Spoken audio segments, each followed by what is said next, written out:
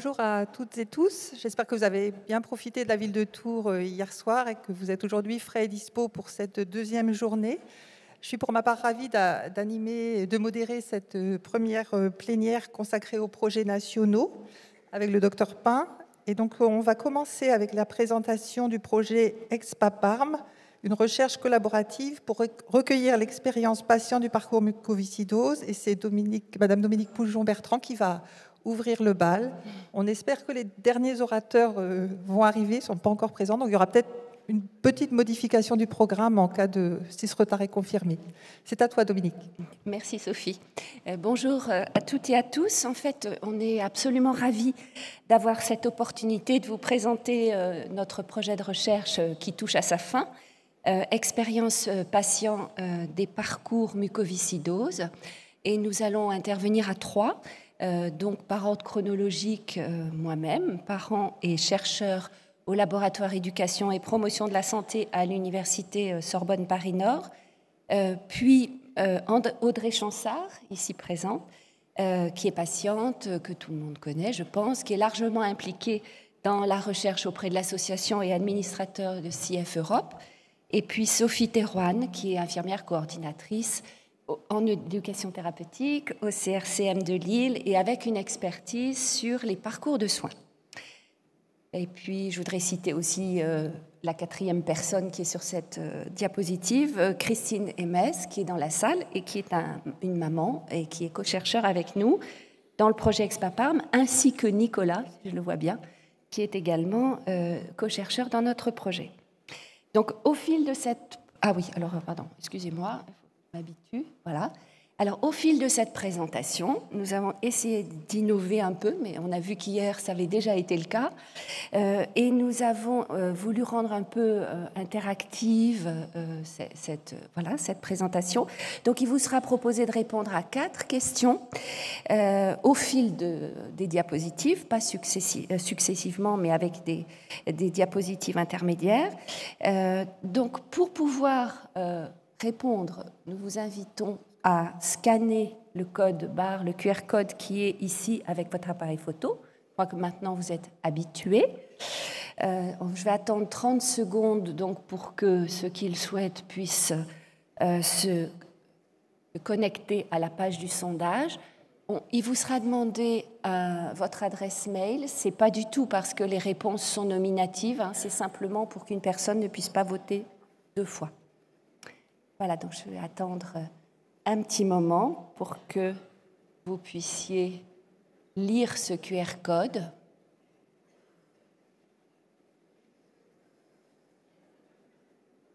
Est-ce que tout le monde y arrive? Enfin, en tout cas, toutes les personnes qui le souhaitent.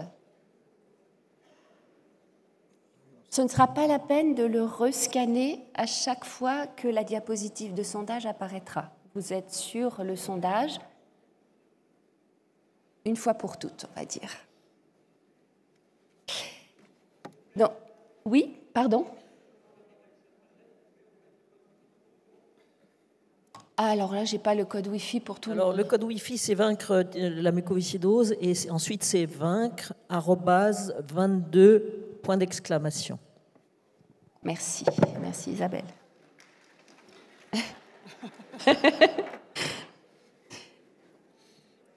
C'est bon, je vais donc démarrer cette présentation et par un retour en arrière. Alors voilà, affiché là, voilà. Donc pour faire un petit peu la genèse du projet, il faut se reporter quelques années en arrière au JFM de Lyon en 2018, où nous avions organisé une réunion avec les parents et les patients qui avaient été impliqués depuis 7-8 ans dans la démarche qualité PHARE-M dans un peu plus d'une vingtaine de CRCM. Et nous voulions à cette occasion les interroger sur leurs difficultés éventuelles rencontrées, mais aussi leur satisfaction à avoir participé à cette démarche qualité. Et il nous avait fait part d'un certain nombre de points importants, tels que ce qui est écrit là sur la diapositive, c'est-à-dire premièrement la crainte de ne pas connaître l'ensemble des situations des patients ou des familles qui étaient suivis dans leur CRCM et de ce fait d'avoir peut-être créé un biais en priorisant certaines actions qui leur paraissaient importantes, mais sans savoir si elles l'étaient réellement pour l'ensemble des patients. Et puis leur préoccupation, c'était aussi de se demander si les actions d'amélioration qui avaient été mises en place par les équipes allaient pouvoir bénéficier à tout le monde, c'est-à-dire au plus grand nombre de patients suivis dans leur CRCM. Donc, effectivement, quand on regarde ce parcours mucoviscidose ou ces parcours mucoviscidose, on voit bien qu'ils sont longs, qu'ils sont complexes, qu'ils sont multiples. Ici, on a figuré au-dessus des flèches le parcours de soins avec ses grandes étapes et en dessous, beaucoup de situations de santé et de vie des patients qui peuvent amener des difficultés. Et par conséquent, c'est vrai qu'un parent, un patient qui participe avec son équipe soignante a des difficultés à connaître l'ensemble de ces situations par lui-même. Et puis d'autre part, on sait aussi que les progrès continus dans les thérapeutiques et dans la prise en charge font que la situation d'hier n'est plus celle d'aujourd'hui, heureusement, et que par conséquent, il faut aller interroger les personnes qui vivent ces situations aujourd'hui pour savoir effectivement quelles sont leurs difficultés. C'est ainsi, en fait, qu'est née l'idée du projet ExPAPARM, qui a été conçu d'emblée comme une recherche collaborative, c'est-à-dire associant des cliniciens, des patients et des parents dans le groupe de la recherche en tant que tous co-chercheurs, autour de chercheurs, disons, universitaires ou académiques. Cette recherche a été portée par notre laboratoire, le LEPS, à Paris 13, et le laboratoire Reshape à Lyon. Donc, nous avons associé 2 cliniciennes, je le dis tout de suite puisque je pense qu'on ne le redira pas après, donc Kitri Reynaud pour Lyon et Cathy Lerena pour la pédiatrie, donc à Grenoble. Donc, le dossier projet a été soumis à l'Institut de recherche en santé publique en 2019. Il a été retenu pour financement. L'association nous a beaucoup accompagnés, donc à travers à la fois l'appel à projet annuel, mais aussi l'aide au recrutement et à la formation des patients et des parents impliqués dans la recherche. Et puis la Fondation Maladies Rares a complété le financement pour des analyses complémentaires sur l'expérience de la vie des personnes et des soins, des modifications des parcours de soins qui sont survenus pendant la crise Covid. Voilà, je vais laisser la parole à Audrey pour la suite. Alors aujourd'hui, je vais vous présenter les objectifs. Donc l'objectif principal, c'était de définir un outil pour connaître et améliorer l'expérience des parcours de soins, de santé et de vie avec la mucoviscidose. Donc on voulait former des patients et des parents à la recherche pour élaborer l'outil grâce à leurs divers parcours, interroger leur vécu avec bien sûr des profils variés et associer des CRCM pour assurer le recrutement et le suivi du projet. Donc première question à vos portables. Seriez-vous intéressé par l'utilisation des questionnaires de parcours pour vos patients? Première réponse, oui. Deuxième réponse, non. Et troisième, à voir. Vous avez 30 secondes.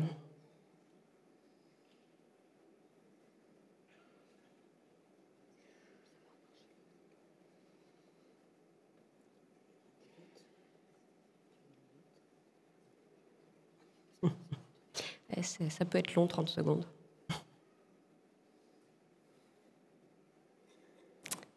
Ok, c'est bon.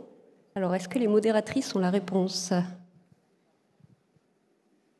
Ça arrive. Non. Pour le moment, on a des carrés gris.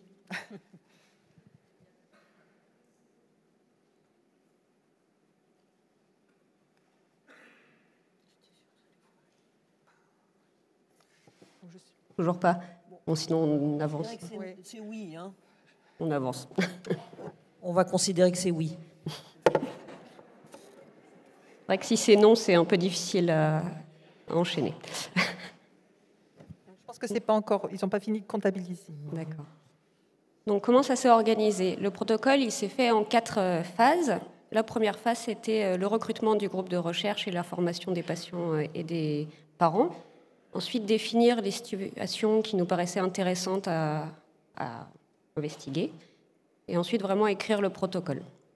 La phase 2, c'est le recrutement des CRCM partenaires qui nous ont proposé des échantillons de patients qui correspondaient à des situations variées, et ensuite réaliser des entretiens semi-directifs avec ces patients recrutés.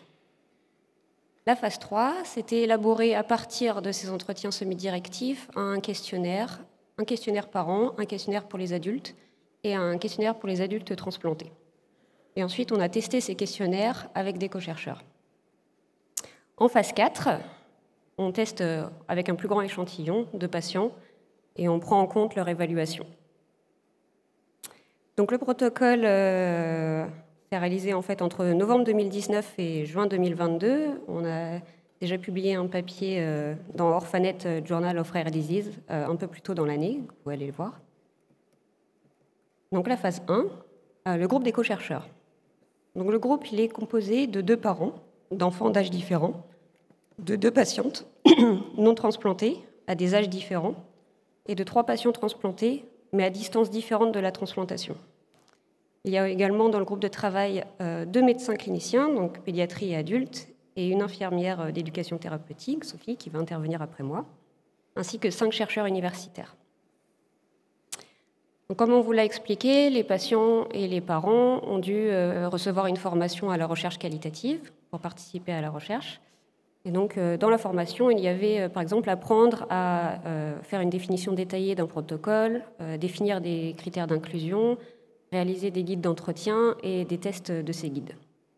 On a également formé les patients et les parents à faire eux-mêmes des entretiens qu'ils ont réalisés pendant le projet en solo, donc vraiment les patients et les parents co-chercheurs avec les patients, qu'on a ensuite enregistré ces entretiens pour une analyse ultérieure. Donc l'analyse ultérieure, ça a été fait grâce au logiciel NVivo, qui a été faite l'analyse avec, en partenariat, un chercheur universitaire et un co-chercheur. Donc les patients et les parents ont également participé au montage du questionnaire pour chaque public et au test sur la longueur, est-ce que le questionnaire n'est pas trop long, et sur l'intelligibilité, est-ce que le questionnaire est bien compréhensible pour les patients. On a ensuite analysé les retours des tests et les questionnaires de l'échantillon. Et bien sûr, tous les patients et les parents participent à toutes les communications, comme c'est mon cas aujourd'hui, et aux publications en tant que co-chercheurs. Et d'ailleurs, en février dernier, Cécile Fresneau, qui était une patiente co-chercheuse de Expaparm, a fait une présentation au colloque français des jeunes chercheurs en mucoviscidose, et elle a obtenu le prix de la meilleure présentation orale. Donc, en ce qui concerne les CRCM partenaires, nous avons essayé de recruter des CRCM un peu répartis partout sur le territoire, même aller jusqu'à La Réunion, pour vraiment essayer de recruter des patients qui avaient vraiment le profil le plus varié possible. Concernant les critères d'inclusion, je ne vais pas tous vous les lire parce qu'il y en a beaucoup, mais on a essayé vraiment de définir des critères qui étaient les plus variés possibles, qui pouvaient représenter vraiment les parcours les plus différents dans la mucoviscidose. Je vais passer la parole à Sophie pour la suite.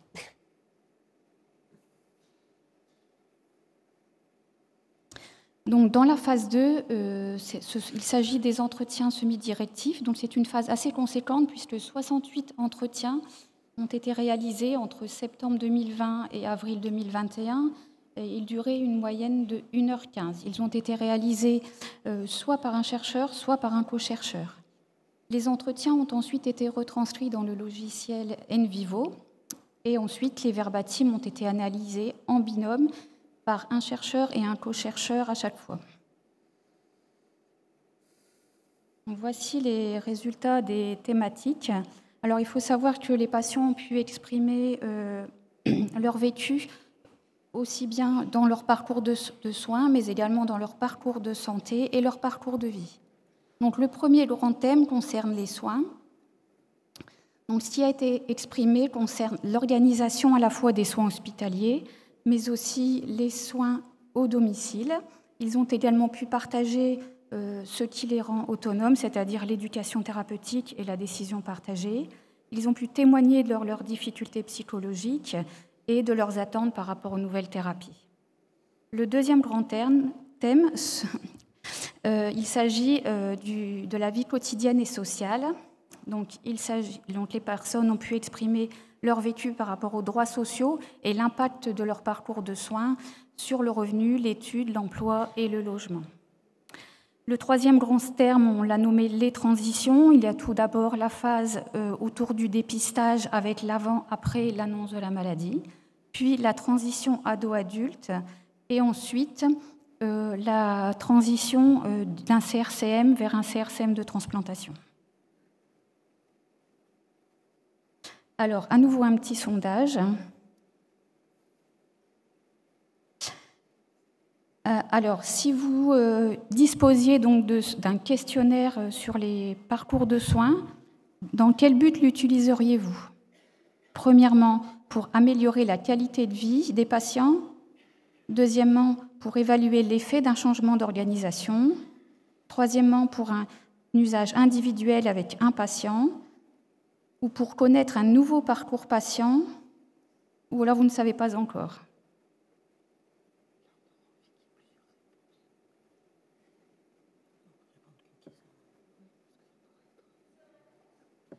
Pardon? Oui, il me semble qu'on peut donner une seule réponse. La préférée, du coup.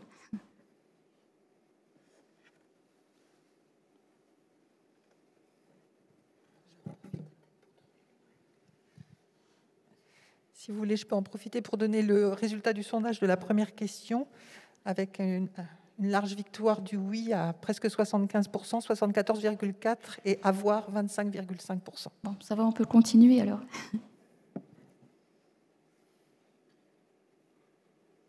Ouais, vous avez les résultats du deuxième? Non. Prends du temps. Il y a un petit décalage en fait avant que tout soit comptabilisé. D'accord, donc je continue. Il vaut mieux continuer.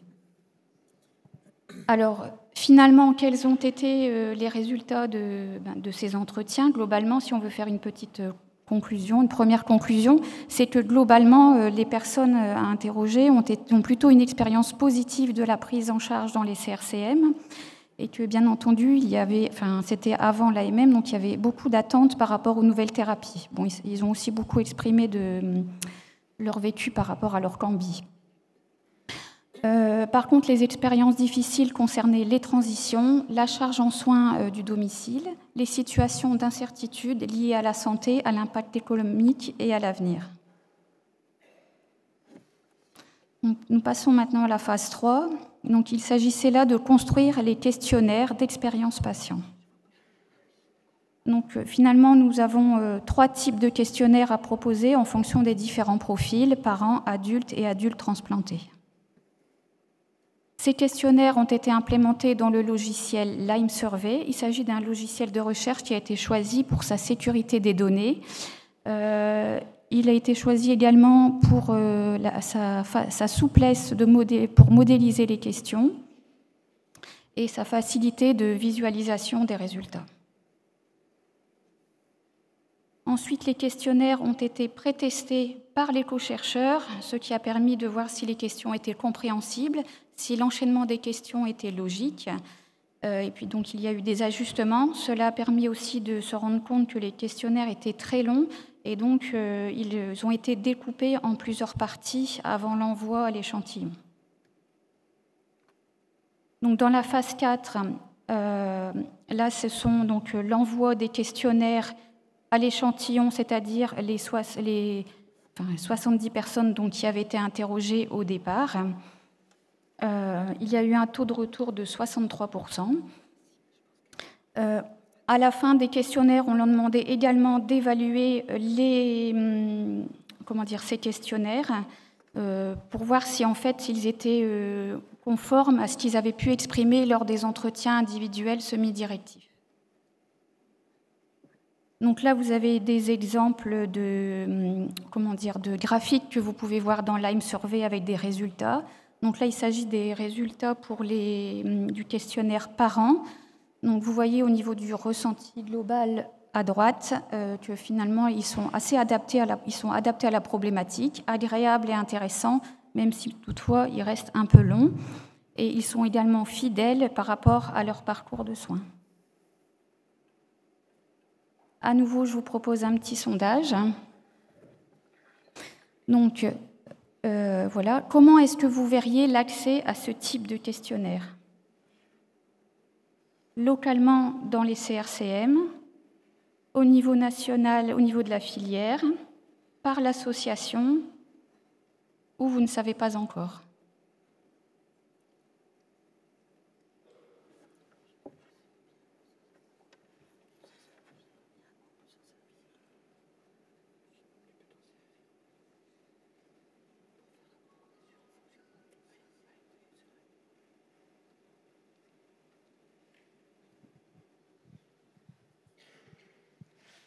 Pour la question précédente, on n'a pas pu visualiser toutes les réponses, mais c'était l'amélioration de la qualité de vie des patients qui apparaissait en première réponse, et largement. C'est une bonne nouvelle, je crois.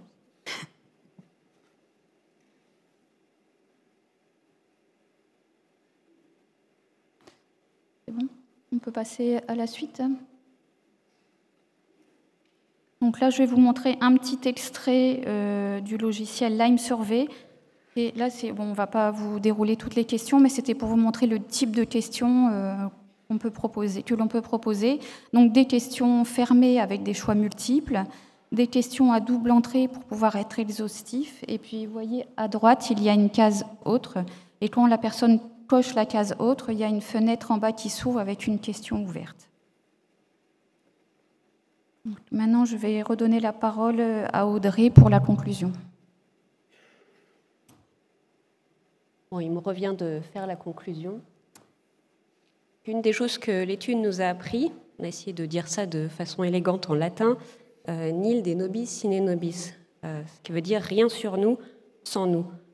Aujourd'hui, on a vraiment voulu inclure les patients et les parents au sein de la recherche, et les patients, ils sont demandeurs de ça. Donc vraiment, n'hésitez pas à faire appel aux patients. En général, ça améliore la qualité des études. Mais maintenant, on a cet outil. On y a passé du temps, on n'a pas envie qu'il finisse dans un placard. Donc c'est à vous de vous en emparer pour en faire ce que vous voulez au final. Comme on l'a dit, c'est un questionnaire qui est assez long, donc il faut y prendre que quelques parties du questionnaire à faire remplir aux patients si vous voulez, par exemple, évaluer, par exemple, comme on l'a dit, un changement d'organisation dans votre CRCM ou ce genre de choses. Mais vraiment, cet outil, je vous invite vraiment à le découvrir, à aller l'utiliser le plus possible. Je pense que c'est vraiment une demande des patients d'avoir un questionnaire comme ça et d'améliorer ce qu'on peut améliorer. Je sais que ça, pour vous, les questionnaires, ça peut vous prendre beaucoup de temps et que dans les CRCM, on n'en a pas forcément. Mais peut-être parfois un changement d'organisation, ça peut faire gagner de la qualité de vie aux patients et vous faire gagner finalement du temps. Donc une dernière question, comment souhaiteriez-vous avoir une présentation de l'outil? Donc soit le tester librement, soit avoir une démonstration par notre équipe, soit avoir un tutoriel de présentation, ou ne sais pas.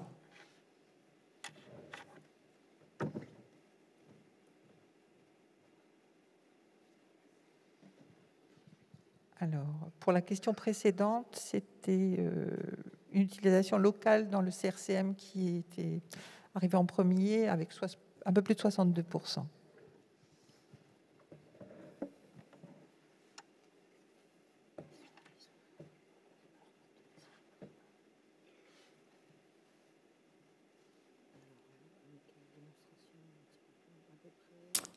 Ok, c'est bon, le sondage est fermé. Vous n'aurez plus d'autres questions. Alors, donc là, il y a presque 40% des répondants qui souhaiteraient plutôt avoir une démonstration par l'équipe d'Expaparm. D'accord, merci. Ou un tutoriel, c'est presque à égalité. Donc ça tombe bien. On vous remercie de votre attention. Et donc on sera disponible pour une visualisation de l'outil à leur sortie de la salle de conférence à la pause devant le bar. Donc venez nous parler, on sera tout seul.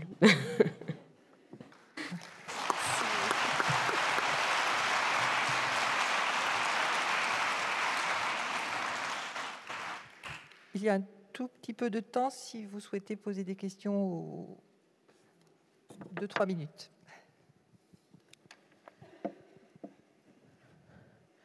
levez très haut le bras parce que il faut qu'on vous voit. Apparemment, il y a une question là. Oui, merci. La structure du questionnaire paraît intéressante, mais comment ça se passe en pratique? Est-ce qu'il y a des EVA de satisfaction patient sur les différents items, ou est-ce que c'est juste des questions factuelles, comme on l'a vu sur l'exemple? Comment ça se passe en termes d'analyse globale des scores de satisfaction, entre guillemets, ou des scores de pertinence des différents items du parcours?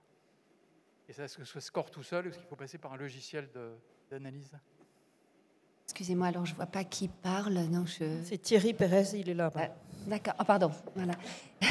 Donc, en fait, le questionnaire, comme ça, questionnaire d'expérience. L'expérience, c'est d'abord la description du parcours, avec les étapes du parcours, les événements qui ont lieu le long du parcours. Donc, il y a un premier intérêt de ce questionnaire qui est de savoir ce dont les personnes ont bénéficié ou quel parcours ils ont suivi. Et puis, par exemple, est-ce qu'ils ont eu ou non une hospitalisation dans les 12 ou 18 derniers mois? Voilà, ça c'est un événement. Si la réponse est non, ils n'ont rien de plus à dire là-dessus et on passe à la suite. Par contre, si la réponse est oui, à ce moment-là vont s'ouvrir des questions diverses autour des conditions de cette hospitalisation. Donc il peut y avoir des questions sur le confort, il peut y avoir des questions sur le fait d'avoir vu passer quelqu'un du CRCM pendant le séjour d'hospitalisation, etc. Donc il y a déjà un aspect factuel, en tout cas dont les personnes se rappellent, et puis ensuite il y a des questions de satisfaction également tout au long de ces faits, en fait, de ces événements. C'est pour ça que le questionnaire est relativement long, parce qu'on ne leur demande pas comme ça globalement. Êtes-vous content? Êtes-vous satisfait? On va vraiment chercher l'événement sur lequel porte leur opinion, leur point de vue. Je ne sais pas si j'ai répondu à votre question. Oui, mais en pratique, il y a un scorage sur les différentes dimensions à la fin pour voir si un nouveau parcours de soins, une modification du parcours de soins induit une différence significative dans le vécu du patient, ou comment ça se passe en termes d'analyse? Oui, alors oui. On va dire. Oui, alors ça c'est une bonne question. Alors pour l'instant, on n'a pas introduit de score, mais comme vous avez vu, les restitutions nous permettent d'avoir au cumul de toutes les réponses le nombre de personnes qui ont tel et tel vécu ou telle et telle opinion sur de ces événements. Après, ça c'est une question intéressante parce que ce que l'on a vu nous dans notre étude, au début de l'étude, lorsqu'on a interviewé les patients et les parents, il n'y avait pas encore de CAF trio.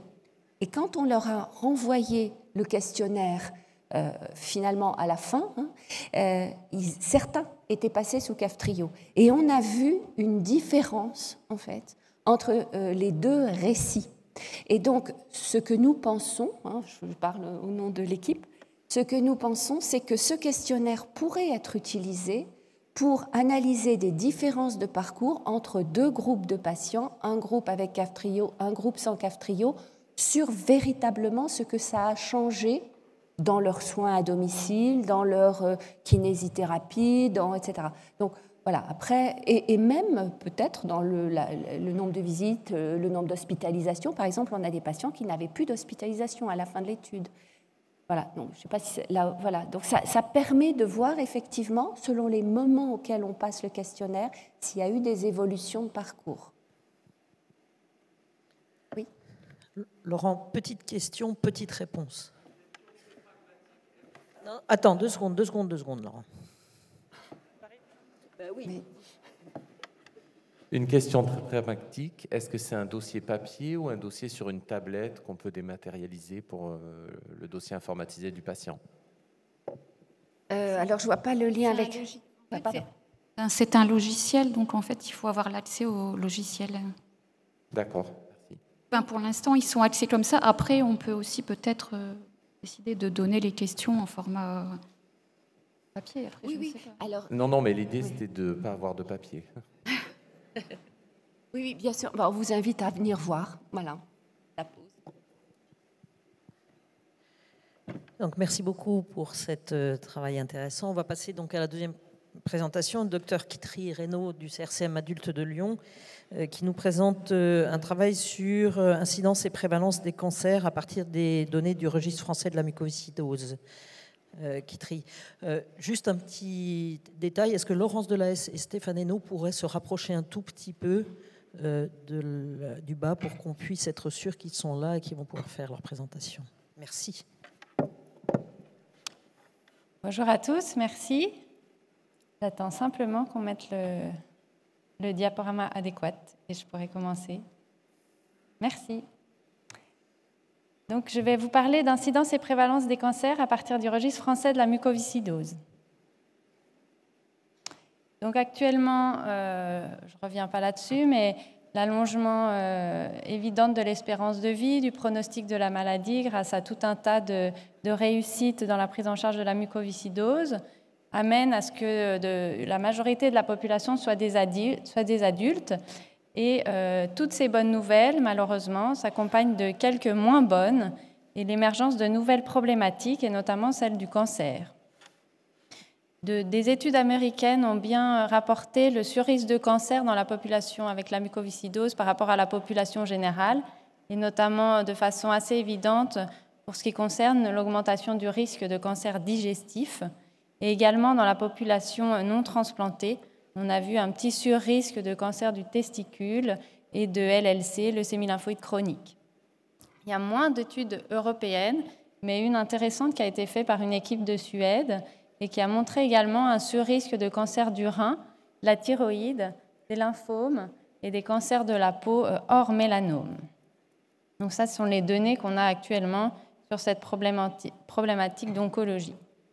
Une situation très spécifique qui est la transplantation pulmonaire, puisqu'en Europe, entre 3 et 11% des patients atteints de mucoviscidose sont pris en charge pour une transplantation pulmonaire.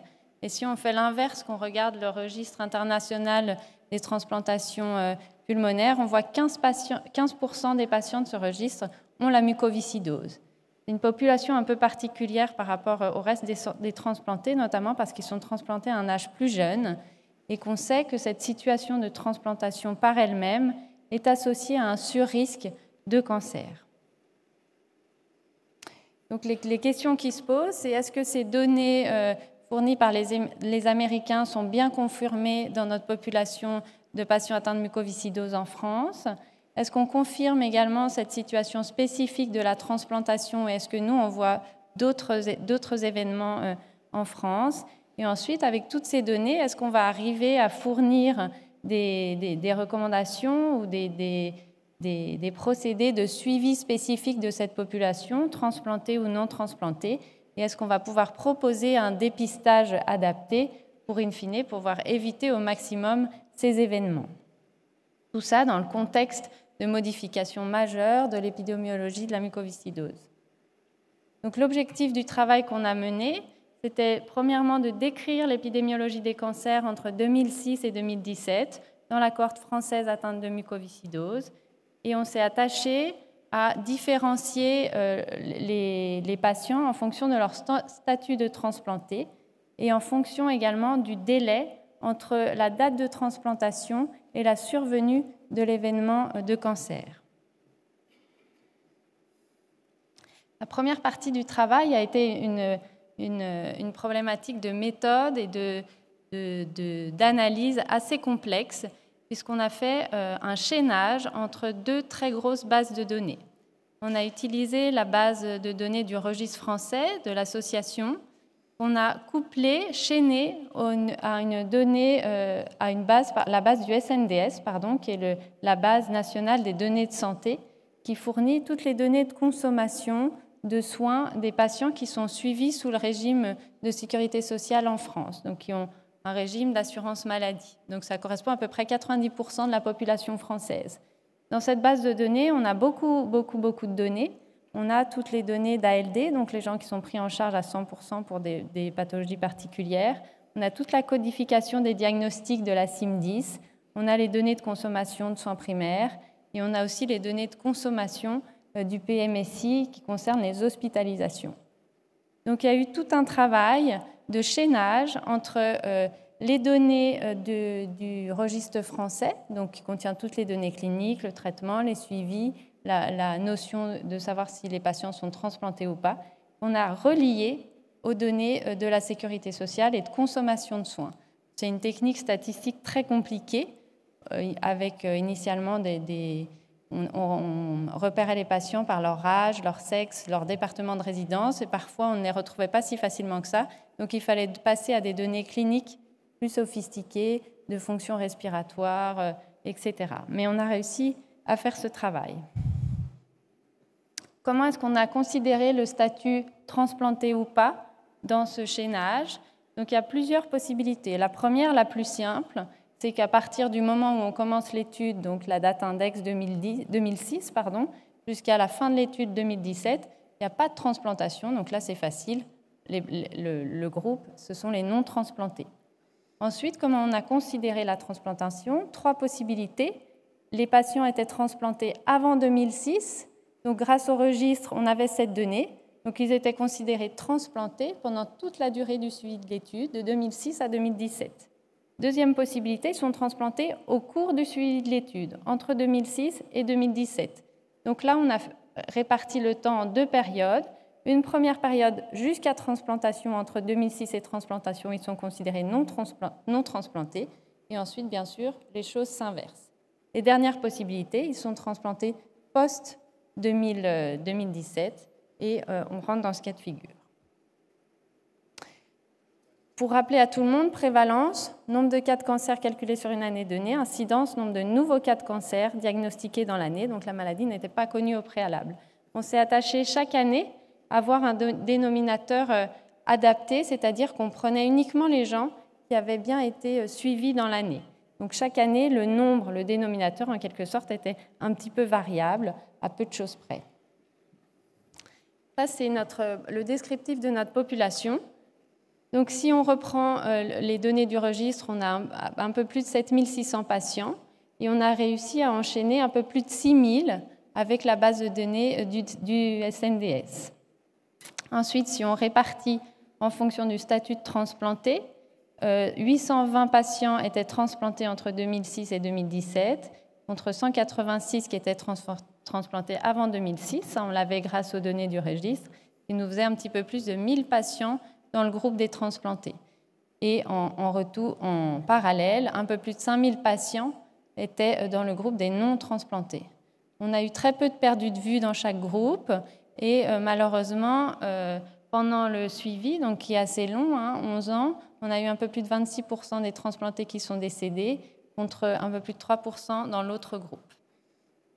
Si on compare nos 2 groupes transplantés par rapport aux non transplantés, on voit que l'âge moyen à la transplantation était de 27 ans, un peu plus de 27 ans, à peu près la même proportion d'hommes et de femmes, c'est-à-dire moitié-moitié dans chaque groupe. Et en revanche, en termes d'âge, on voit que les non transplantés sont plus jeunes, il y a une dizaine d'années d'écart à la fin du suivi, puisqu'ils ont 22 ans pour le groupe de non transplantés et 33 ans pour le groupe de transplantés. Et vous voyez que la majorité d'entre eux ont bien été suivis jusqu'à la fin de l'étude 2017. Si on regarde la sévérité de nos 2 groupes en fonction des 2 comorbidités, comme on pouvait s'y attendre, les patients transplantés sont plus sévères, avec une très large majorité, qui quasiment presque tous sont diabétiques. Beaucoup ont également de l'ostéoporose et un peu plus de la moitié une maladie rénale associée. Donc un groupe avec un phénotype bien plus sévère, comme on pouvait s'y attendre. En termes de résultats et de prévalence du cancer, on a comparé l'année de début de suivi 2006 et l'année de fin de suivi 2017. Et on voit que dans les 2 groupes, on a une augmentation de la prévalence du cancer, tout cancer confondu, qui passe d'un peu plus de 1% pour les patients transplantés à un peu plus de 6% en 2017 et de 0,3 à 1% pour les patients non transplantés. Des chiffres tout de même rassurants. Pour les patients qui n'ont pas du tout eu de diagnostic de cancer pendant toute la durée de suivi de l'étude, ça concerne 85% des transplantés et 99% des non transplantés, donc une très large majorité. L'âge moyen au premier cancer était d'un peu plus de 33 ans pour les transplantés, contre 34 ans pour les non transplantés, mais je vous rappelle que ce groupe de non transplantés était plus jeune, donc ce qui explique que les 2 chiffres se rapprochent à ce niveau.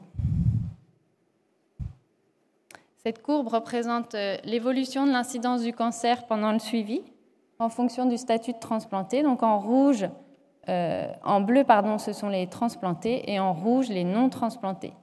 Vous voyez que la courbe rouge reste assez stable dans le temps, elle varie peu, elle est assez plate, alors que la courbe bleue qui concerne les transplantés, on voit que le sens va vers l'augmentation au cours du temps et au cours du suivi. On a fait une analyse un peu plus compliquée où on a stratifié l'incidence du cancer sur l'âge de la transplantation en fin d'étude, donc en 2017, et on n'a pas trouvé d'événements dans le groupe des 10 à 19 ans, 25 pour 1000 pour le groupe de 20-29 ans, 61 pour 1000 pour le groupe de 30 à 39 et un peu plus de 37 pour 1000 pour le groupe de 40 à 49 ans. Si on compare les deux périodes avant et après transplantation chez les gens qui subissent une transplantation et qu'on regarde le taux d'incidence pour 1000 personnes par année, voilà ce qu'on a documenté. Donc avant la transplantation, la courbe à nouveau reste assez stable et avant transplantation, 4% au moins des patients ont eu au moins un cancer, maximum 2, et l'âge moyen au premier cancer était d'un peu plus de 31 ans. Et on inverse maintenant la façon de regarder et qu'on regarde après la transplantation, on voit que l'incidence est déjà bien plus élevée et qu'elle a malgré tout une tendance également à augmenter au cours du suivi, au cours du temps. Et après transplantation, 13,7% des patients ont de 1 à malheureusement parfois jusqu'à 5 cancers. Et l'âge moyen au premier cancer était d'un peu plus de 33 ans. On s'est intéressé au délai médian entre la date de transplantation et l'apparition du premier cancer, et on trouve un délai médian de presque 4 ans. Et à 10 ans de transplantation, la probabilité de cancer était d'un peu plus de 13% pour les patients transplantés. On a regardé ensuite quel type de cancer on documentait, à nouveau en comparant les transplantés aux non transplantés. Donc pour la population non transplantée, une large majorité de cancers type hémopathie lymphoïde, des cancers de la peau, y compris des mélanomes, et des cancers pulmonaires. La part de cancers digestifs reste à peu près stable entre les deux groupes, transplantés et non transplantés.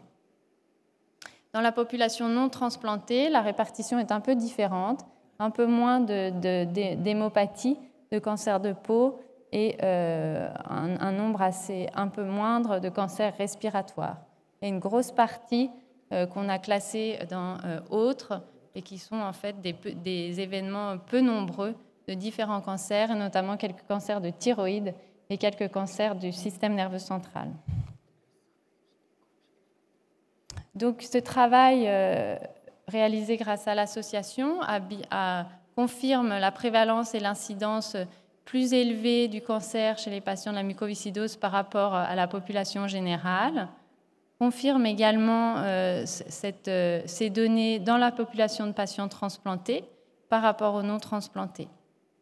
Différents éléments explicatifs, l'impact de l'âge qui est évident, le groupe était plus âgé dans la population transplantée avec des phénotypes plus sévères, mais on voit également qu'au fil du suivi, donc quand les années passent, l'incidence augmente. Donc l'âge est le premier élément. L'impact de la transplantation elle-même, qui apporte malheureusement un surrisque de cancer. Le rôle des comorbidités, on a vu que ce groupe avait un phénotype clinique plus sévère, mais quel est l'impact réel de ces comorbidités? Je n'ai pas pour l'instant la réponse. Et enfin, le rôle des traitements immunosuppresseurs. Pour certains, le lien entre les immunosuppresseurs et par exemple des tumeurs de peau est établi. Pour d'autres, c'est un peu moins clair. Quelles sont les perspectives de ce travail?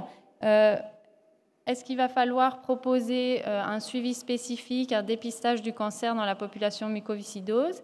C'est déjà le cas pour les cancers digestifs, avec une coloscopie qui est conseillée à partir de 40 ans, puis tous les 3 à 5 ans ensuite, et plutôt pour les patients transplantés aux alentours de 30 ans. Est-ce qu'il faut le faire pour d'autres événements de cancer? Bien sûr, l'importance du dépistage et de la surveillance de transplantés, cette population très spécifique. Est-ce que les modulateurs du CFTR vont avoir un impact sur l'incidence du cancer, puisqu'il y a plusieurs papiers qui ont bien montré le rôle direct de CFTR dans la carcinogénèse. Donc, est-ce qu'il faut s'attendre à voir ces chiffres se modifier? J'espère dans le bon sens. Ensuite, est-ce qu'il va falloir aussi repenser nos stratégies de prévention du cancer dans cette population, dans le cadre de l'allongement de l'espérance de vie et d'une population un peu vieillissante?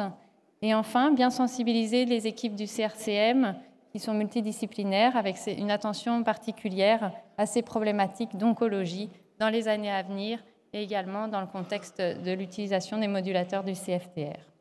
Je vous remercie.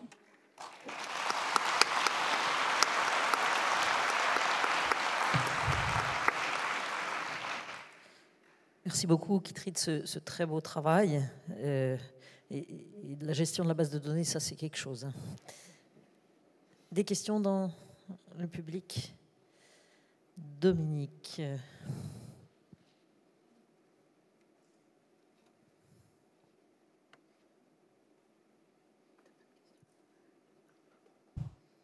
Est-ce que l'incidence du cancer chez les patients mucotransplantés est supérieure à ce qu'on peut observer chez d'autres transplantés non mucaux? Dans ce travail, on n'a pas comparé à d'autres populations transplantées. La grosse différence, je dirais, c'est l'âge de transplantation, qui fait que finalement, le premier événement de cancer survient plus tôt dans la population mucoviscidose que dans les autres populations transplantées. Et donc finalement, ça leur laisse, entre guillemets, la possibilité d'avoir plusieurs cancers, malheureusement. D'autres questions? Moi, si je peux me permettre, Kitri, est-ce que on a l'impression que le pourcentage de cancer digestif est le même chez les transplantés et non transplantés? Donc c'est quelque chose qui est manifestement plus lié au terme mucoviscidose qu'à l'immunosuppression elle-même. C'était ma première question. Deuxième question, cancer du sein, je n'ai pas vu. Alors pour la première question, effectivement, le cancer digestif, la proportion est assez proche.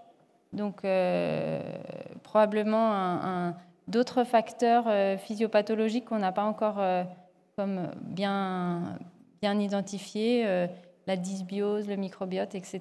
Peut-être un rôle particulier du CFTR aussi dans cet organe, dans les organes digestifs.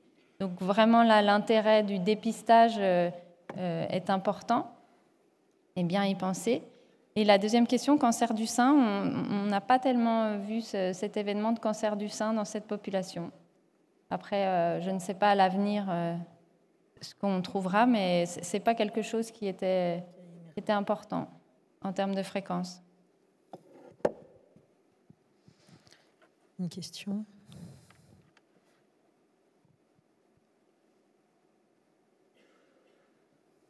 Bonjour, est-ce que vous avez prévu de faire un lien avec l'analyse, le chantier sur les gènes modificateurs, pour savoir si on peut prédire ou pas des choses, ou selon les gènes modificateurs associés des risques de cancer? Pour l'instant, on n'a pas prévu ce travail, mais à l'avenir, pourquoi pas, mais c'est encore quelque chose de plus compliqué en termes de relations de cause à effet, je pense. On essaye de commencer des travaux sur les gènes modificateurs autour de la question du diabète. Après, la question, c'est est-ce qu'on aura identifié des génotypes particuliers pour chaque type de cancer déjà? Mais sur une vision à plus long terme, c'est une question intéressante.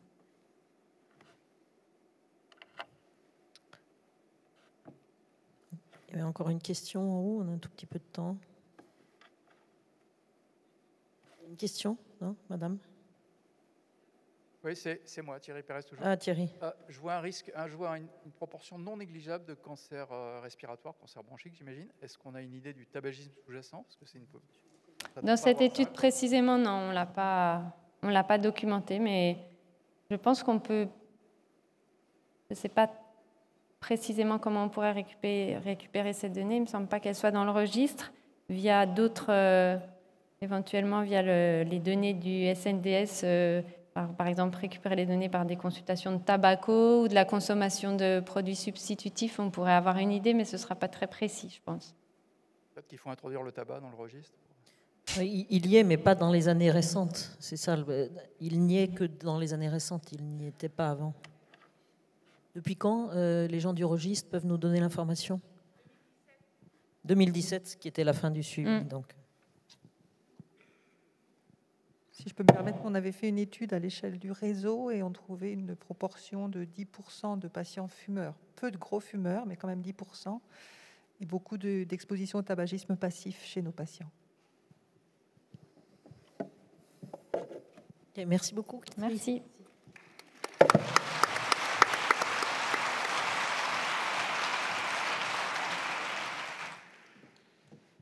Alors maintenant, on va introduire la prochaine session, donc qui sera présentée par le Dr Laurence Delahaye et Ralph. Non, je ne sais plus. Dr Hainaut, pardon. Donc, ils vont nous présenter une présentation sur l'évolution du microbiote et de l'inflammation pulmonaire et digestive sous modulateur CFTR, donc état de l'art et focus sur leur projet LUM-IVA Biota. À vous. Merci beaucoup. Bonjour à tous. Merci au comité d'organisation pour cette invitation. Donc, c'est un grand plaisir d'être là ce matin en compagnie de Laurence Delahaye pour vous parler donc de l'impact des modulateurs sur le microbiote et l'inflammation, que ce soit au niveau pulmonaire, mais également digestif. Voici nos liens d'intérêt. Donc, comme vous le savez, l'atteinte pulmonaire est classiquement décrite dans la mucosidose comme un cercle vicieux qui associe une obstruction chronique, une inflammation chronique et une dysbiose qui peut être liée notamment au phénomène de colonisation et d'infection. Et donc cette dysbiose, donc cette perturbation du microbiote pulmonaire, est notamment caractérisée par deux éléments. Tout d'abord, dans le temps, une surreprésentation d'agents pathogènes comme le staphylocoque doré ou également le pseudomonas, mais aussi une diminution de la diversité du microbiote pulmonaire dans le temps. Et cette diminution semble être un bon biomarqueur sur l'évolution de la maladie, puisque cette diversité est associée à la fonction respiratoire, à l'inflammation pulmonaire et aussi à la progression de la maladie. Et donc, notamment, cette diversité a été montrée comme étant un facteur prédictif d'une progression rapide de la fonction respiratoire, notamment avec un déclin de plus de 3% de VEMS par an pendant les 5 années qui suivent. Et c'est aussi un marqueur prédictif d'une évolution précoce et sévère de la maladie avec un décès ou une transplantation avant l'âge de 25 ans. La prise en charge de la mucosidose, comme vous le savez, est transformée par l'arrivée des modulateurs CFTR. Et donc, différentes études, que ce soit de phase 3 ou en vie réelle, ont montré une amélioration du VEMS sous modulateur, une diminution des exacerbations, une amélioration de l'IMC, donc de l'indice de masse corporelle, une amélioration des tests à sueur et une amélioration de la qualité de vie. Mais au final, en fait, très peu de données, comme on va le voir, sont disponibles sur l'impact de ces modulateurs sur en fait, le cœur du problème, à savoir notamment donc, ce cercle vicieux et en partie le microbiote et l'inflammation pulmonaire. Alors, comment ces modulateurs pourraient agir sur le microbiote et l'inflammation pulmonaire? Alors, il y a peut-être des effets directs, marginaux, mais qu'on peut citer. Il y a des données qui montrent que l'ivacaftor, notamment, peut avoir des effets un peu antimicrobiens, proches des quinolones, sur le staphylocoque doré, probablement pas vraiment sur le pseudomonas. L'umacaftor, peut-être, améliore la phagocytose du pseudomonas avec les macrophages.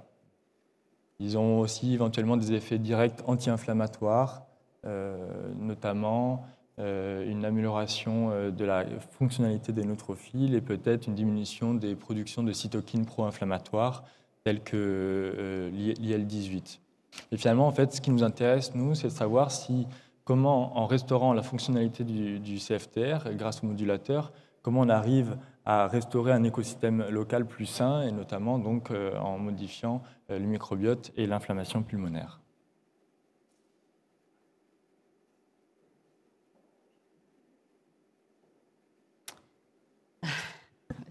Pardon.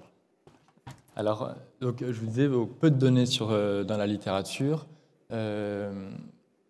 Concernant l'Ivacaftor, il y a 8 études avec des méthodologies très variées, mais qui incluent donc de 3 à 133 patients. Et grosso modo, probablement qu'il y a une diminution du Pseudomonas sous modulateur, probablement pas jusqu'à une éradication complète, et peut-être éventuellement avec un effet rebond au bout d'un an. Il y a une augmentation de l'alpha-diversité microbienne pulmonaire, donc ça c'est une bonne nouvelle, puisqu'on a dit que c'était un bon marqueur de l'évolution de la maladie. Il y a une augmentation de l'abondance relative de bactéries commensales, c'est associé à la diversité, mais c'est aussi des bonnes nouvelles. Et une diminution de marqueurs de l'inflammation, et notamment donc différents marqueurs, notamment la neutrophile élastase, l'IL-8 et l'IL-1-bêta. Concernant l'Ivacaftor et l'Humacaftor et leur impact sur le microbiote et l'inflammation pulmonaire, là il y a très peu de données. Il y a une seule étude qui a été publiée récemment qui concerne 14 patients âgés de 12 à 41 ans. Il y en avait 5 qui étaient colonisés initialement à Pseudomonas. Et là, pareil, on retrouve plutôt une tendance à l'augmentation de la diversité microbienne. Par contre, pas de différence au niveau de taxa bactériens spécifiques, et notamment le Pseudomonas. Et ils arrivent à montrer une diminution de marqueurs de l'inflammation, et notamment l'IL-1-bêta. Voilà, donc c'est dans ce contexte que nous, on a proposé et développé l'étude Lumivabiota. Comme vous le savez, c'est une étude qui est multicentrique nationale, qui portait sur 75 patients âgés de plus de 12 ans, pour lesquels on a regardé l'inflammation, l'évolution de l'inflammation et du microbiote pulmonaire à la mise sous Orkambi et à 6 et 12 mois. Alors, parmi ces 75 patients, seule une quarantaine étaient capables d'expectorer au bout de 6 mois et donc nous ont permis d'avoir les éléments pour faire la comparaison de l'inflammation et des données microbiote-mycobiote. Comme on pouvait s'y attendre, cette quarantaine de patients finalement étaient des patients plutôt adultes avec un âge moyen à 22,6 ans et porteurs d'une maladie avancée avec un VEMS à presque 62. 62% avaient eu au moins une cure d'antibiothérapie intraveineuse dans l'année qui précédait et 64% étaient colonisés à Pseudomonas aeruginosa. Comme on pouvait s'y attendre également, lorsqu'on regarde leur évolution au bout de 6 mois, on confirme des données montrées par Pierre-Régis Burgel dans la grande étude avec une amélioration de l'IMC et une diminution significative du recours aux cures d'antibiothérapie intraveineuse.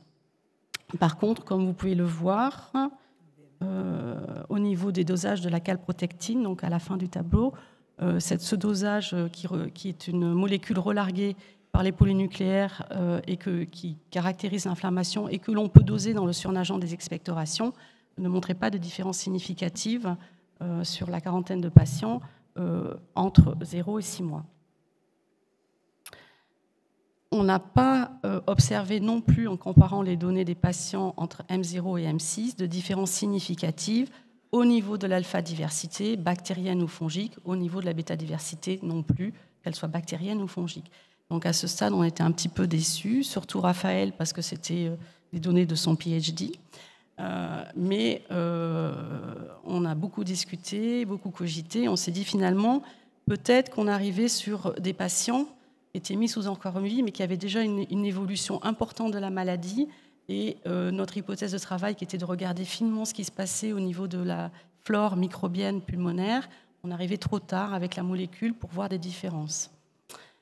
Donc, pour étayer cette hypothèse, on a décidé de classer les patients en fonction de leur statut au moment de la mise sous Orkambi vis-à-vis du Pseudomonas, colonisé ou pas, sur la base que l'on sait que c'est un événement microbien majeur dans l'évolution microbiologique pulmonaire des patients et que c'est un tournant évolutif dans la maladie. Donc, quand on a repris les données, on avait 15 patients non colonisés à Pseudomonas à l'initiation du traitement. Sans surprise, évidemment, ces patients étaient plus jeunes, avec une meilleure fonction respiratoire, une alpha-diversité bactérienne plus élevée, une bêta-diversité bactérienne et fongique différente de ceux qui étaient colonisés, et un taux de calprotectine, comme vous pouvez le voir sur le graphe, significativement plus bas dans le surnageant des expectorations que les patients colonisés. Et plus important, lorsqu'on reprenait les données d'évolution, eh bien, on s'apercevait qu'on avait, pour ces patients non colonisés, une amélioration de l'alpha-diversité bactérienne significative à 6 mois par comparaison à l'initiation au T0. Et lorsqu'on regarde la composition de ce microbiote, on a un certain nombre d'évolutions chez ces patients au niveau bactérien et au niveau fongique que je ne vais pas détailler. Je vais juste pointer du doigt ici la diminution de Rossia mucilaginosa et de Fusarium periodonticum, deux bactéries qui sont souvent associées à Pseudomonas et qui sont capables de potentialiser la croissance de Pseudomonas en métabolisant, en digérant les mucines et en produisant des acides gras à chaîne courte. Donc vous voyez qu'on a probablement, en fait, lorsqu'on intervient avec les modulateurs dans une histoire de la maladie pas trop évoluée, on va probablement modifier le cercle vicieux que vous a présenté Raphaël en introduction et modifier l'écosystème pulmonaire. Alors, quid de ce qui se passe au niveau digestif? Et là, je vais laisser la parole à mon gastropédiatre préféré. Bon, comme vous le savez, donc, la mucoviscidose n'est pas qu'une atteinte pulmonaire, et notamment, il y a aussi une atteinte digestive qui est moins bien connue. Donc, vous voyez, en 2017, on parlait encore d'intestin énigmatique dans la mucoviscidose. On sait qu'il y a une perturbation du microbiote également au niveau digestif, avec une inflammation intestinale chronique, et toute une répercussion clinique avec des symptômes digestifs, des problèmes nutritionnels, et comme on vient de le voir aussi, un surrisque de cancer digestif. Le lien entre tout ça n'est pas forcément encore très bien établi. Et la question surtout aujourd'hui, c'était de savoir est-ce que les modulateurs peuvent aussi améliorer cette atteinte digestive. Alors, encore une fois, dans la littérature, peu de données. Il y a une équipe australienne qui travaille beaucoup sur ça. Et qui, donc sur Eva Kaftor, a pu montrer sur une étude avec 16 patients qui avait une diminution de la calprotectine fécale, donc ce marqueur de l'inflammation digestive, qui est d'ailleurs très utilisé en pratique en routine clinique, notamment chez les patients qui ont des maladies inflammatoires chroniques intestinales comme la maladie de Crohn. Et bien, chez les patients qui ont donc une mucoviscidose traitée par Eva Kaftor, et bien, on a une diminution de ce marqueur de l'inflammation digestive. Ils n'ont pas montré de modification majeure du microbiote intestinal, fécal. Et par contre, dans le cas, ils reportent quelque chose de très intéressant. Ils sont allés voir en endoscopie avec des biopsies. Et les marqueurs de l'inflammation sur les biopsies se normalisent et les biopsies se normalisent sous traitement. Concernant Orkambi, aucune donnée qu'on a commencé à travailler dessus. Et donc nous, on a fait une collaboration avec Toulouse pour recueillir déjà des données rétrospectives chez donc, 15 patients adolescents atteints de mucoviscidose et qui commençaient donc un traitement par Orkambi. Donc on les a suivis sur leur première année. Et donc deux informations en fait assez importantes. Premièrement, on voit au début de traitement qu'il y a une inflammation chez ces patients. En tout cas, il y a un marqueur qui est élevé.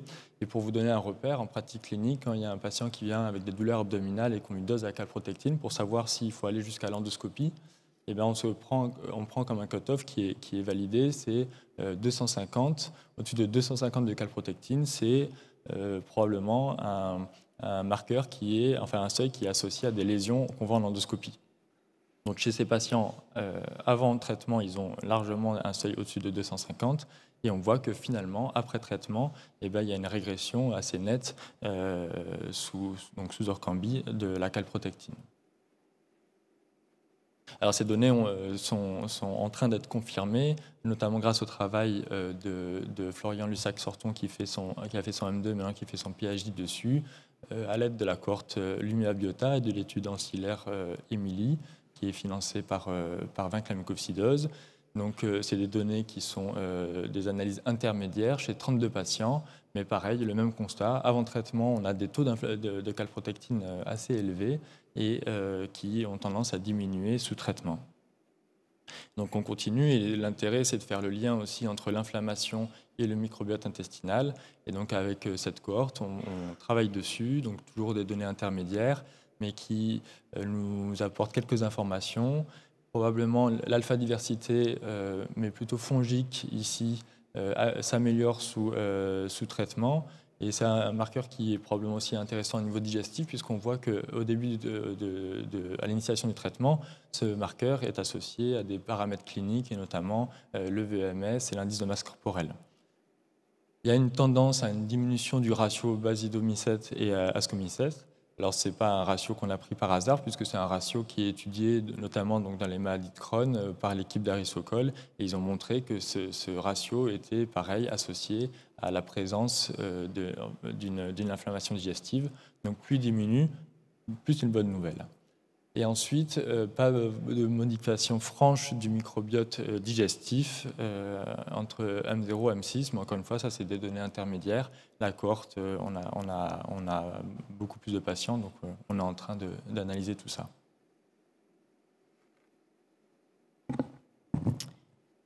Donc, vous l'avez compris, hein, l'idée c'est au total on a recruté 150 patients jeunes, entre 2 et 11 ans, et l'idée c'est de finaliser l'étude de façon à pouvoir donner une réponse complète, exhaustive, et éventuellement vérifier notre hypothèse trouvée sur la cohorte adulte de 75 patients en termes d'impact du traitement par Orkambi sur l'évolution du microbiote pulmonaire et digestif cette fois-ci, l'impact de l'inflammation également, la coévolution dans chaque écosystème pulmonaire et digestif, la coévolution de l'inflammation au regard du microbiote et du mycobiote, et bien sûr l'interconnexion entre les deux organes, c'est-à-dire l'axe intestin-poumon dont on va reparler. Et donc, pour conclure, finalement, donc on est dans une situation où donc, il y a une dysfonction du CFTR avec un impact, donc à la fois une inflammation et une perturbation du microbiote pulmonaire et digestif, et tout ça avec des répercussions cliniques pulmonaires mais aussi systémiques. Il y a depuis peu donc l'arrivée des modulateurs CFTR qui restaurent la fonctionnalité de la protéine CFTR et avec comme principal objectif thérapeutique l'amélioration de la fonction respiratoire. Mais probablement qu'il faut être plus ambitieux que ça et vouloir vraiment améliorer tout l'écosystème, que ce soit pulmonaire ou digestif, et aussi avoir d'autres objectifs cliniques que le VMS, et notamment, ça a été évoqué juste avant, mais la survenue de cancer digestif, par exemple.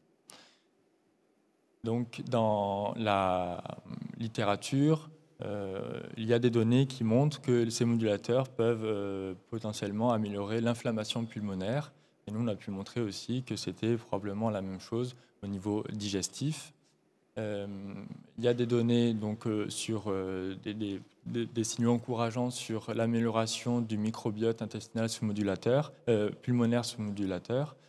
Et probablement que c'est d'autant plus vrai qu'on commence un traitement plus précoce et que cette dysbiose n'est pas encore très bien installée.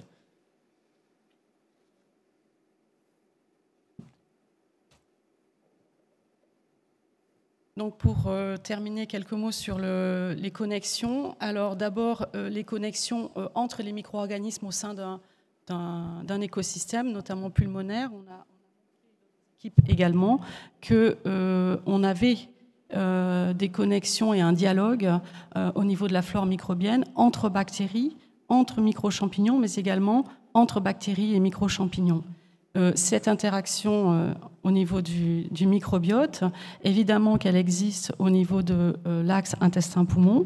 Alors cet axe, je ne vais pas le détailler, mais brièvement vous rappeler que c'est un axe complexe avec des interactions microbiotes, notamment par la production d'acide gras à chaîne courte, mais également d'autres métabolites, des interactions avec la réponse immune locale et systémique, qui sont probablement bidirectionnelles, même si elles ont été beaucoup plus étudiées et beaucoup plus documentées au niveau de la connexion digestive vers le poumon.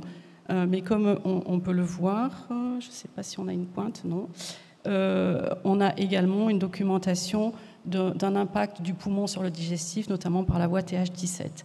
Et ce que nous pensons, c'est que finalement cet axe intestin-poumon est particulièrement important dans la mucoviscidose.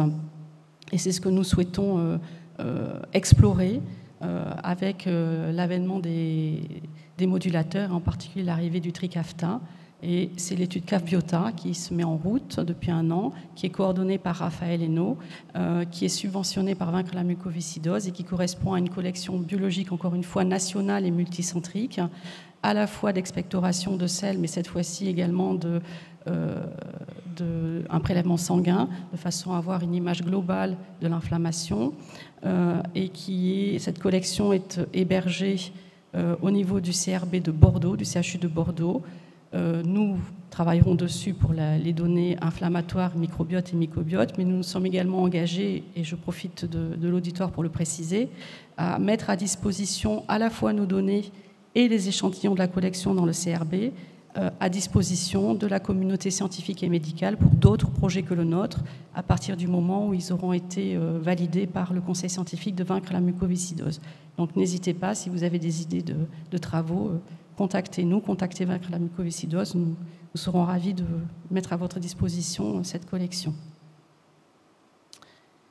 Voilà, je tenais à remercier avec Raphaël l'ensemble des collaborateurs bordelais avec qui personnellement c'est un plaisir de travailler tous les jours, que ce soit les équipes des CRCM, pédiatriques ou adultes, que ce soit l'équipe de parasitologie et mycologie du CHU ou l'équipe de recherche de l'UDIS 45, également les collègues de l'ISPED et l'INRIA, et surtout vous remercier tous parce que ces projets et ces collections, elles existent parce que vous êtes actifs dans les inclusions et le recueil des échantillons auprès de vos patients. Merci.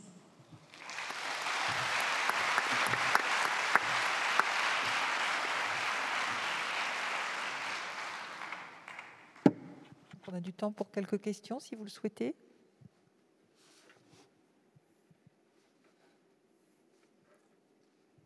Raphaël.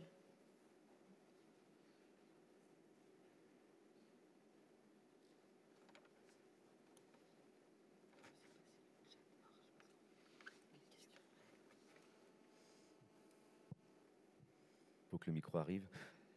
Bonjour, merci, bravo pour ce projet. On participe aussi à Montpellier activement. Le problème, c'est les patients naïfs de modulateurs, c'est les critères d'inclusion. Et on remarque aujourd'hui qu'il y a une vraie différence aussi avec les patients qui sont ou qui ne sont pas sous Orkambi. Et pourquoi les exclure ? Ce qui est important, peut-être à regarder, c'est effectivement ces patients qui étaient avec un modulateur qui marchait peut-être pas bien et que maintenant ils ont le Kaftrio et ceux-là, on ne va pas les regarder dans la cohorte. Donc ma question, c'est est-ce qu'il ne peut pas y avoir un amendement pour inclure ces patients ? Tout peut se négocier, mais c'est une discussion qui qu'on a eue plusieurs fois, notamment avec Vaincre la mucoviscidose qui nous ont soutenus financièrement. C'est en fait une problématique qui va être transitoire puisque bientôt les patients seront directement mis sous Kaftrio et n'auront pas de modulateur, notamment leur Orkambi avant. Donc on va dire que les efforts des centres, des patients et l'investissement financier, on a voulu le concentrer sur ces patients qui étaient naïfs de modulateurs pour en fait essayer de répondre après à une situation qui sera finalement la plus commune. Mais c'est tentant. C'est tentant.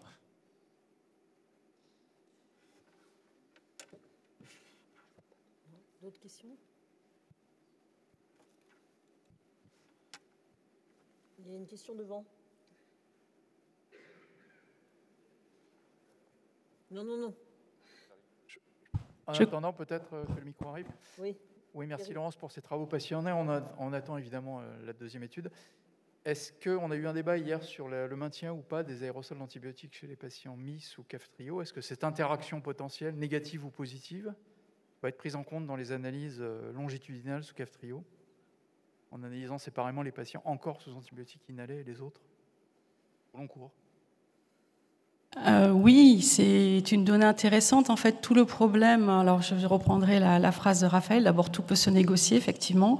L'équilibre est difficile. On sait que dans les CRCM, vous êtes sollicité par de nombreuses études. Vous avez aussi les patients à prendre en charge. Donc il faut trouver l'équilibre entre recueillir des données qui vont être pertinentes, mais ne pas en recueillir trop, parce que sinon, ça vous fait perdre trop de temps et on n'a pas forcément l'exhaustivité. Donc, on ne l'avait pas retenu en première intention. Après, on peut effectivement, si on voit des choses qui bougent, on pourra toujours revenir sur ces données-là et les recueillir en rétrospectif. Mais effectivement, c'est une donnée intéressante. C'est des données qu'on a. Ouais. Oui, c'est des données qu'on a. Après,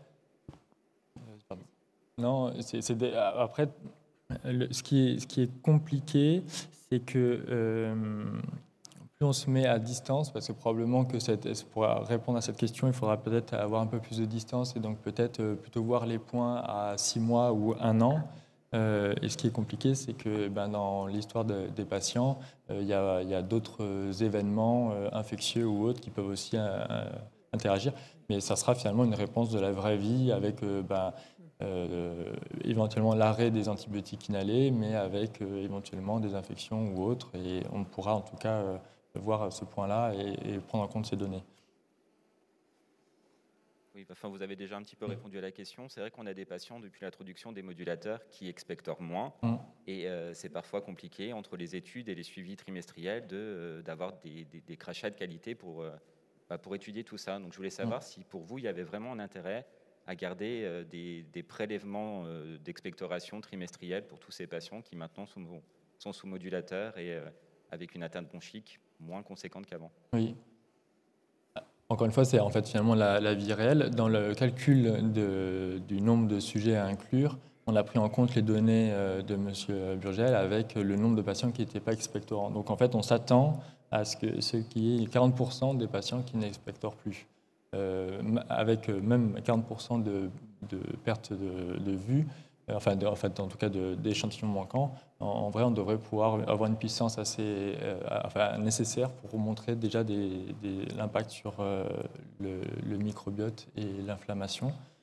Après, les patients sont très sollicités. Pareil, c'était un souci qu'on ne voulait pas apporter une contrainte en plus. Donc, il faut rester, je pense... proposé. Dans le protocole, c'est passé en RIPH2 parce que justement, il y a des aérosols,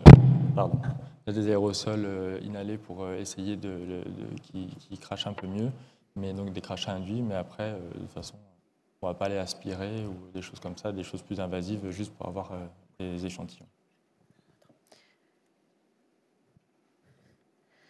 Je pense qu'on va clôturer la... Peut-être un commentaire ? Oui, bien sûr. Merci. Pierre-Régis Burgel, juste par rapport à la question de Thierry sur les antibiotiques inhalés, les analyses prenant en compte les antibiotiques inhalés, elles seront peut-être compliquées à faire parce que ça va, ça vient, etc. Par contre, il n'y a pas de problématique de recueil des données. Pour l'Humiva-Biota, on avait mis à disposition la base de données nationale Orcambi. Pour CAF Biota, ces données-là, elles sont recueillies dans la base de données nationale. Donc, vous les aurez, ça, il n'y a aucun problème. Oui, tout à fait. Merci, Pierre-Régis, de le préciser. Et effectivement, tu as raison. Sur un autre projet avec l'équipe de Créteil et ma collègue Françoise Botrel et toute l'équipe du CHIC, on a regardé l'évolution sous antibiothérapie. Et c'est extrêmement compliqué parce qu'en fait, il y a des cures différentes. C'est pas facile, en fait, effectivement. Et pour revenir sur la question, je pense qu'il sera intéressant de regarder aussi le micro et le microbiote de départ des patients qui sont non expectorants, parce que peut-être qu'il est déjà en fait différent et favorable à une évolution très très rapide, favorablement. Philippe, tu voulais poser une question, mais vraiment une petite question, une petite réponse, s'il vous plaît.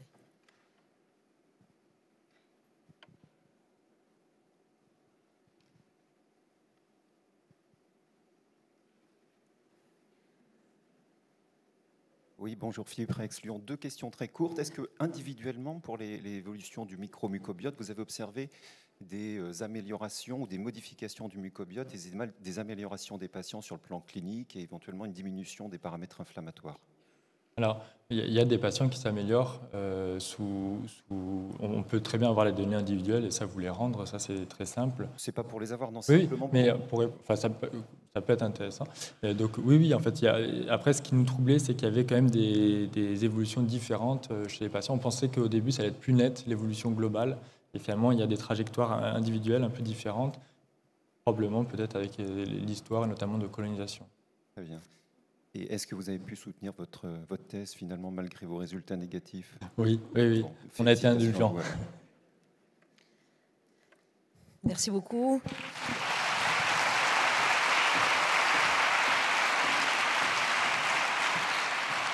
Donc ne partez pas.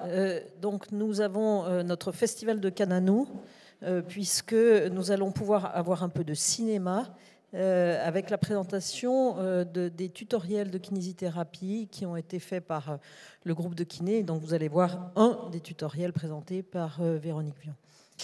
Donc bonjour à tous, merci de rester et c'est parfait qu'on puisse présenter le tuto qu'on a choisi.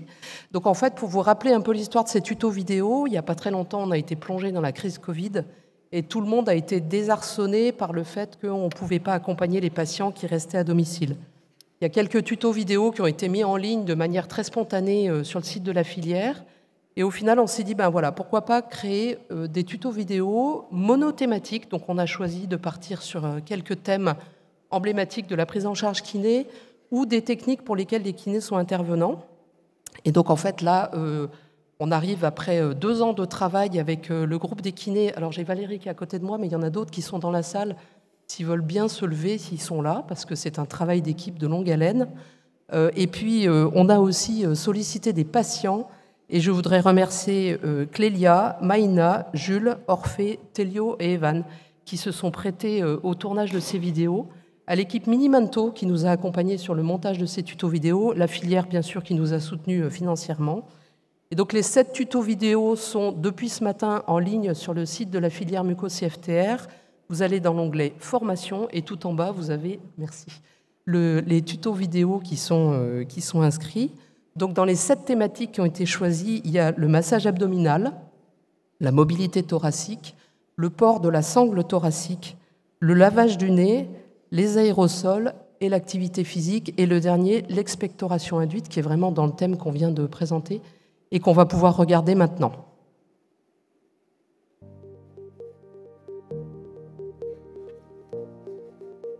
Bonjour à tous. Dans cette vidéo, nous allons voir comment fonctionne l'expectoration induite. C'est une méthode fiable et peu invasive qui aide à faire remonter le mucus bronchique, permettant ainsi de savoir ce qui se passe à l'intérieur de vos poumons.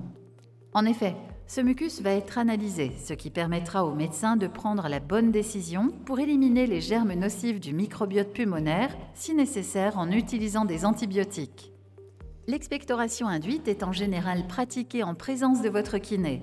Regardons de plus près comment cela fonctionne. Tout d'abord, il est nécessaire de fluidifier le mucus bronchique avec un aérosol de sérum salé hypertonique. Avant cela, un aérosol de ventoline peut être proposé selon les cas. Chez le tout petit, la prise d'aérosol est facilitée par l'utilisation d'un masque. Le drainage bronchique peut maintenant commencer. Comme les très jeunes enfants ne savent pas encore cracher, une sonde sera utilisée. Celle-ci, comme pour l'écouvillon, est passée délicatement sur l'intérieur de la joue où sont récupérées les sécrétions lors de la toux naturellement provoquée par la sonde.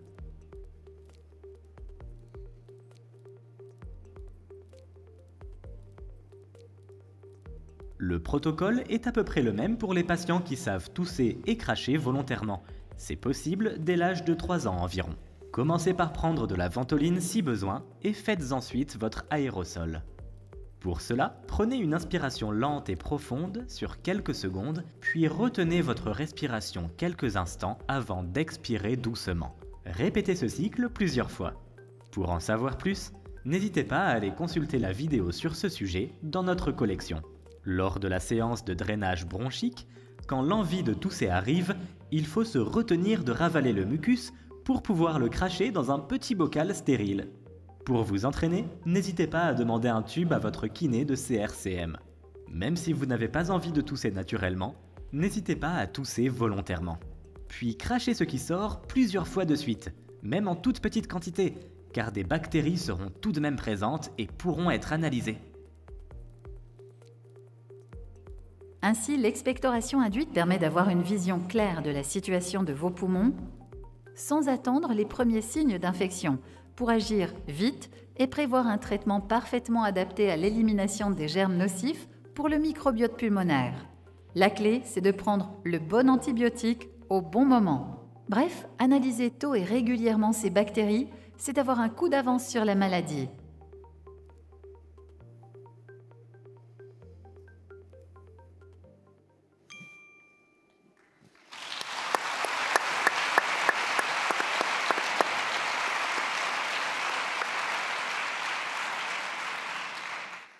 Donc, merci beaucoup aux kinés d'avoir fait tout ce beau travail et donc accessible donc, sur le site de la filière. Vous nous redirez quelque part le chemin parce que ce n'est pas toujours très facile à trouver. Il n'y a rien de plus simple. C'est filière, formation, tuto kiné. D'accord, effectivement, c'est assez simple.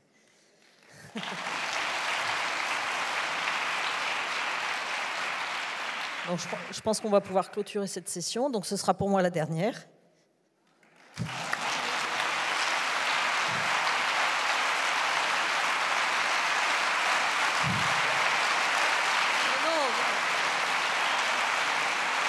Mais je suis trop contente de toute cette public de gens motivés et bel avenir à la filière et à l'SFM.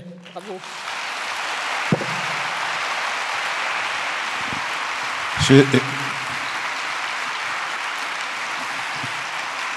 Pour les plus jeunes, puisque Isabelle et moi, on est effectivement de la même génération, mais je ne savais pas qu'Isabelle, j'ai pas bien lu le programme, dire qu'elle a fait beaucoup pour la pneumologie pédiatrique, mais aussi beaucoup pour la mucoviscidose, il faut quand même le dire.